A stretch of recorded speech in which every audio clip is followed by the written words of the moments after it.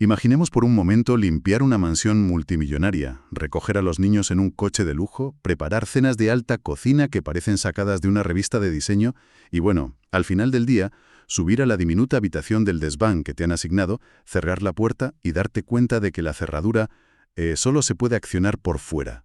Madre mía, es que se me pone la piel de gallina solo de pensarlo. Es terrorífico. Es de locos, totalmente. O sea, de repente alguien ha decidido que tu único refugio ya no te pertenece. Hoy desgranamos este laberinto psicológico que es La asistenta, la aclamada novela de Freida McFadden, que por cierto se alzó con el Premio Valencia Negra y el Premio Goodreads, para quienes buscan sumergirse en un análisis a fondo, sin agobios y con ideas que resuenan mucho después de apagar la luz.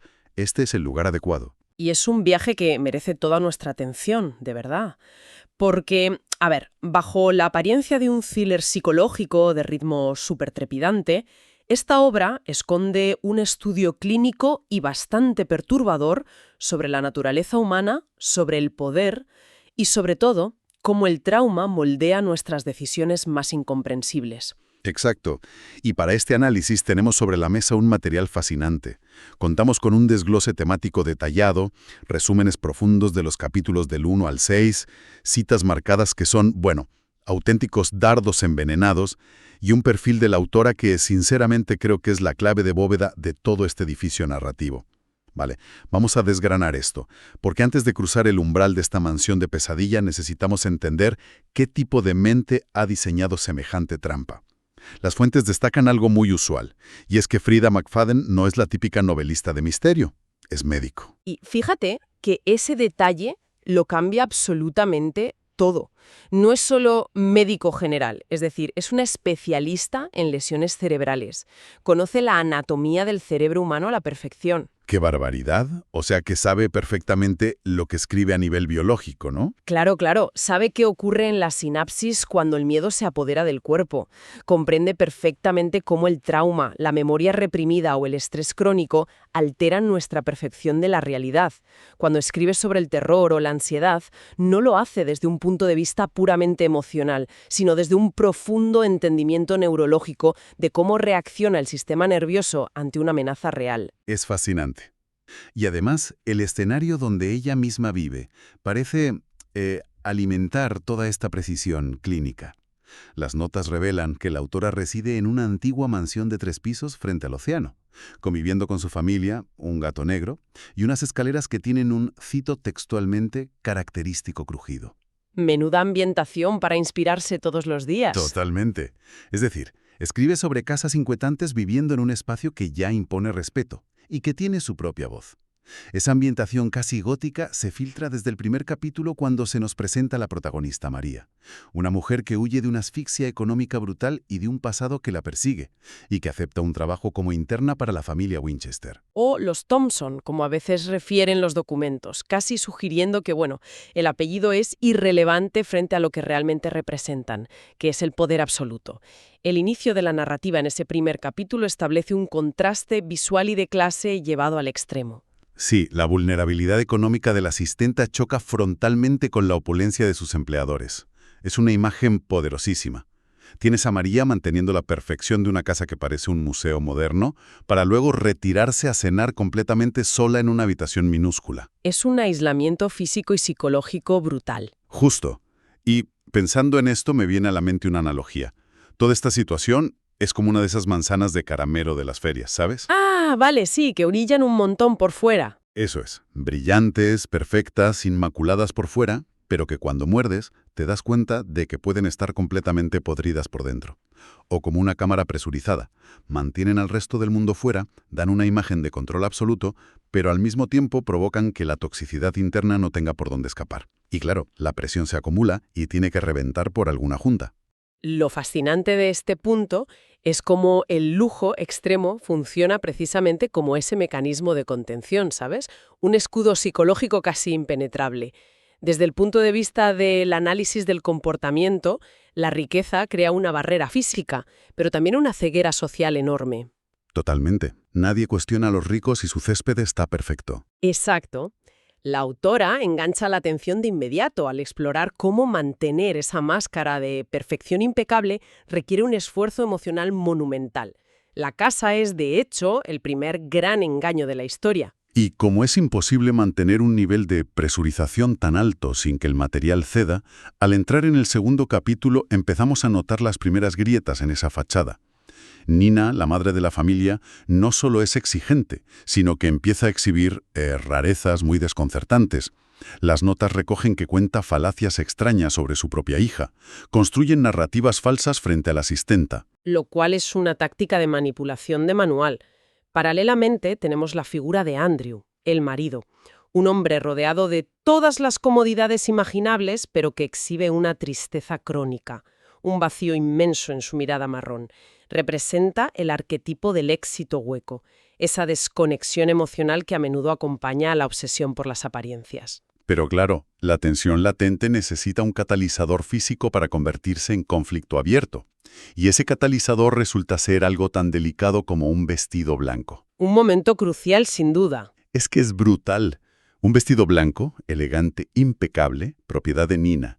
En un momento de debilidad, de querer sentir, aunque sea por un segundo, cómo es habitar esa vida de privilegio, María se lo prueba. Es un capricho casi inocente. O sea, ¿quién no ha cotillado un poco en un armario ajeno, verdad? Bueno, es humano sentir esa curiosidad cuando estás rodeada de algo inalcanzable. Claro. Pero Nina la descubre, y lo escalofriante de este capítulo 2 es la reacción. No hay gritos, no hay un despido fulminante, hay una represalia silenciosa, clínica y devastadora. Al día siguiente, la cerradura de la habitación de María ha sido manipulada. Solo puede cerrarse por fuera. Psicológicamente, esto es un ataque directo a las necesidades básicas de seguridad. Quitarle a alguien la capacidad de echar el pestillo por dentro es arrebatarle su último reducto de control. Ya no es una empleada en su lugar de descanso. La dinámica ha mutado hacia algo muy parecido a un secuestro psicológico. Madre mía, es que es muy fuerte. Es una táctica de intimidación diseñada para inducir un estado de alerta constante, manteniendo el sistema nervioso de la víctima, como decíamos antes con el bagaje médico de la autora, en perpetuo estado de alarma. Pues aquí es donde la cosa se pone realmente interesante. Porque, a ver, vamos a detenernos un segundo en la lógica pura. Si a cualquiera le encierran por fuera en la habitación de la casa donde trabaja, la respuesta humana más visceral, la del instinto de supervivencia de lucha-huida, es salir corriendo. O sea, yo hago la maleta, bajo las escaleras, salgo por la puerta principal y no vuelvo a mirar atrás en mi vida. Es incomprensible. ¿Por qué se queda en una casa donde claramente están jugando con su mente y su libertad? Y esa es exactamente la pregunta que rompe el molde del thriller convencional. La respuesta reside en una confesión directa de la asistenta, que los documentos subrayan como vital. María admite para sí misma que lo único que la mantiene tranquila es que los Winchester, y cito textualmente, no conocen mi verdadero yo, ni lo que soy capaz de hacer. Uf, es que esa frase lo cambia todo. Destruye por completo la narrativa de la víctima indefensa. Completamente. Transforma la historia de una dinámica de abuso tradicional a un choque de depredadores. El motivo por el que su instinto de huida no se activa de la manera esperada es porque internamente ella no se percibe a sí misma como una presa acorralada. Ella acepta quedarse, acepta el enfermizo juego del encierro, porque su propio pasado le ha proporcionado herramientas oscuras. O sea que sabe jugar a este juego. Exacto. Sabe que si la guerra fría que se está gestando en esa casa estalla, ella tiene recursos y una capacidad de respuesta que esa familia rica y acomodada ni siquiera puede llegar a imaginar. Es como si ambos bandos estuvieran sentados a la mesa, sonriendo educadamente, pero los dos tuvieran un arma cargada apuntándose por debajo del mantel, ¿no? Y mientras esta tensión silenciosa crece ya en el tercer capítulo, la casa misma parece empezar a respirar. En sus horas de insomnio, con la puerta amenazando con cerrarse desde fuera, María comienza a explorar. El entorno se vuelve hostil, susurros ahogados por las noches, discusiones que se cortan abruptamente cuando ella entra en la habitación, y un desván que esconde un diario antiguo lleno de lamentos.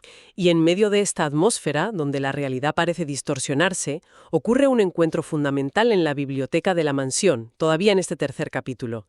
María se topa con un joven emparentado con la familia, alguien que parece un observador externo, inmerso en sus lecturas, como flotando al margen de la toxicidad que irradian Nina y Andrew. Es un momento que, según las fuentes, resulta casi irreal por la sinceridad que destila. Este joven no la trata como a la empleada invisible, que es a lo que está acostumbrada. Comienzan a intercambiar impresiones. Confiesan que ambos usan el silencio sepulcral de la biblioteca como refugio. Y lo más importante, él valida las sospechas de María. Admite que también ha notado los conflictos silenciados, las dinámicas retorcidas. Y la función de este personaje secundario es crucial desde el punto de vista del abuso psicológico y el gaslighting, o hacer luz de gas. Porque cuando alguien intenta distorsionar tu percepción de la realidad, como hace Nina con sus mentiras y castigos encubiertos, la mente empieza a dudar de sí misma. Empiezas a pensar si te lo estás imaginando todo. Claro, te vuelves loco. Es real. Este intercambio rompe el aislamiento mental de la protagonista y la impulsa a investigar activamente los secretos de la familia, lo que nos lleva, fíjate, directamente al hallazgo más macabro de la historia en el capítulo 4. Sí, hablamos de las fotografías rasgadas. Explorando a escondidas, María encuentra unas fotos familiares. Imágenes que, deberían ser recuerdos felices, los típicos posados perfectos, pero que tienen un detalle perturbador. Los rostros de ciertas personas en las imágenes han sido arrancados violentamente. No rayados con un bolígrafo o tachados, no, sino rasgados de cuajo del papel fotográfico. Arrancar el rostro de una fotografía es un acto que rebosa violencia simbólica. Psicológicamente no representa un simple deseo de olvidar un mal recuerdo, es un intento de aniquilación de la identidad. Es borrarte el mapa, literalmente. Es querer borrar a esa persona de la historia familiar, negarle su existencia. Es un nivel de rabia reprimida que evidencia que el pasado de esa casa está construido sobre traiciones profundas y un dolor no resuelto. Un dolor que, de hecho, María presencia poco después, al escuchar a escondidas una acalorada discusión entre los padres, donde las máscaras finalmente caen y salen a la luz acusaciones irreparables. Todo ese caldo de cultivo de resentimiento, secretos y violencia latente estalla en el capítulo 5, en lo que los documentos describen como una noche de tormenta perfecta. Hay una tempestad física azotando la casa, con la madera crujiendo, emulando quizá esas escaleras reales de la casa de la autora de las que hablábamos al principio. Pero claro, dentro de la cabeza de María hay un huracán de proporciones mucho mayores. El miedo del entorno empieza a desenterrar su propio trauma silenciado. Es el ambiente perfecto para que todo salga a la luz. Absolutamente. Volviendo a la idea de la reflexión, es como tener dos espejos colocados frente a frente. Por un lado tienes el trauma enquistado y los secretos tóxicos de la familia Winchester, por otro tienes el trauma reprimido y la naturaleza oscura de la asistenta. Se reflejan mutuamente, creando un bucle infinito, un túnel de desconfianza y dolor, donde es imposible distinguir dónde acaba la locura de unos y empieza la de la otra. Si conectamos esto con la perspectiva general, es brillante cómo el género del thriller psicológico utiliza la arquitectura física del hogar para cartografiar la mente humana. Las plantas principales, prístinas, ordenadas, de diseño, representan la mente consciente, esa fachada que mostramos al mundo. Pero el desván, ese lugar oscuro, polvoriento, donde María encuentra las fotos y un segundo diario perteneciente a la antigua ama de casa, representa el subconsciente puro. ¡Wow! Es una metáfora increíble. Lo es. Ese diario antiguo documenta un sufrimiento atroz, una asfixia vital bajo la capa de la vida perfecta. Al procesar esas palabras, María sufre un colapso. Pero ojo, no es un colapso nacido del miedo a sus jefes, sino de una empatía devastadora hacia la persona que escribió eso. Claro, porque se ve reflejada. Las fuentes indican que por primera vez se rompe y llora. Pero no llora solo por la autora del diario. Llora por sus propias pérdidas. Se permite enfrentar el dolor de sus propias decisiones catastróficas del pasado. Es una catarsis en toda regla. Hay una cita en el texto que encapsula este momento a la perfección. Dice así: el pasado no define quién eres, sino cómo eliges enfrentarlo y aprender de él. En ese desván, enfrentada a los fantasmas de otra mujer, María comprende que la única forma de sobrevivir al laberinto de la familia Winchester es dejando de huir de su propio laberinto interno. Y ese punto de inflexión nos lanza directamente hacia el capítulo 6, que es la resolución del conflicto moral. Toda la tensión acumulada, los diarios escondidos, el conocimiento del abuso emocional, las cerraduras manipuladas, todo confluye aquí. María tiene en sus manos la verdad absoluta sobre la familia. Tiene todas las piezas del rompecabezas. Y el conocimiento, en un entorno de abuso, es un arma de destrucción masiva. María se enfrenta a una lección que define todo su arco de personaje. Por un lado, podría mantener el silencio, agachar la cabeza, cobrar su sueldo y proteger a la familia de la ignominia pública, manteniendo intacto el status quo. O, por otro lado, podría detonar la verdad y hacer volar por los aires todo el ciclo de mentiras sabiendo perfectamente que el daño colateral será inmenso. Lo más llamativo de su proceso de decisión, al menos para mí, es el cambio de perspectiva. Deja de ver a Nina y Andrew simplemente como monstruos adinerados o tiranos intocables. Las notas del análisis destacan que pasa a percibirlos como, cito textualmente, víctimas de un sistema quebrantado. Se da cuenta de que la maquinaria que aplasta a esa familia está alimentada única y exclusivamente por el miedo a la verdad. Y ante esa revelación, elige la franqueza, elige hablar. Y esa confrontación no es el típico clímax de venganza sangrienta que podríamos esperar en otro tipo de novelas. Las fuentes lo describen como una colisión de perdón, de ira absoluta y de una frágil esperanza.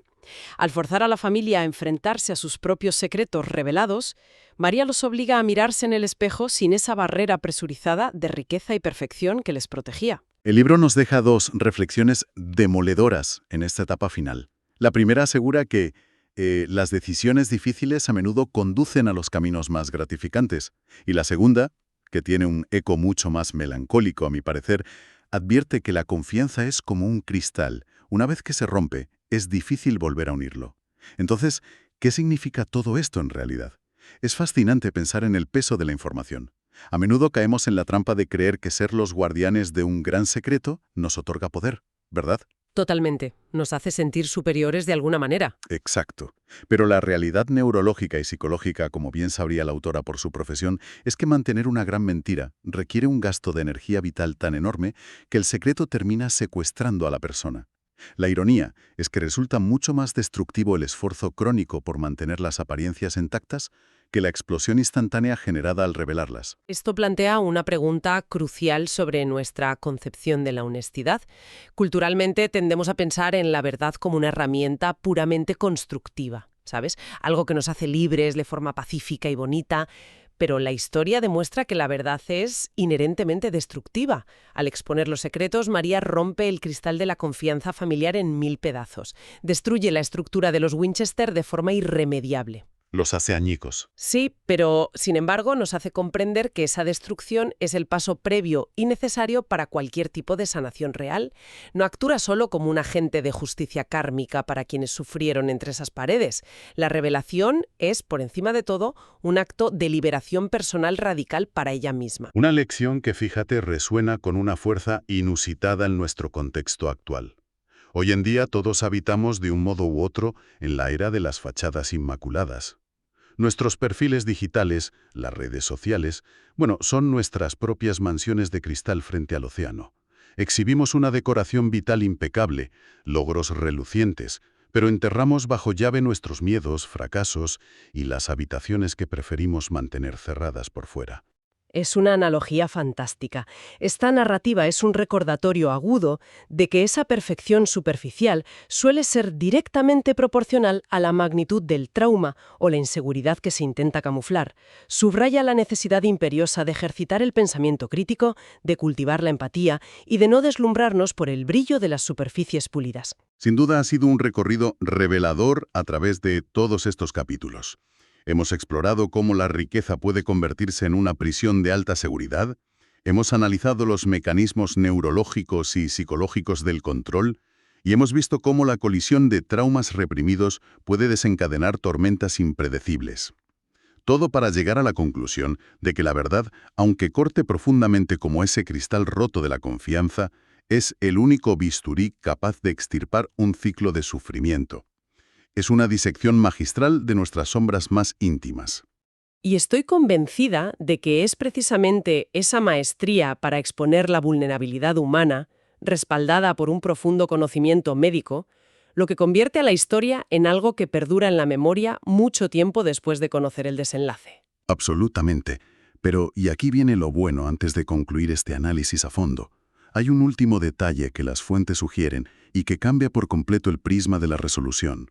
La historia cierra con una supuesta sanación a través de la verdad, rompiendo el ciclo de mentiras de la familia para liberarlos. Vale. Pero, si rebobinamos hasta el principio, a esa confesión donde María aseguraba que nadie sabía realmente de lo que ella era capaz de hacer, bueno, invita a una reflexión inquietante. A ver, a ver. Si eres alguien con un pasado denso y secretos que podrían destruirte, ¿no es acaso la táctica de distracción más brillante y manipuladora de todas exponer y hacer estallar los trapos sucios de los demás para asegurarte de que los tuyos permanezcan olvidados y a salvo para siempre en la oscuridad del desván? ¡Ostras! Menudo giro.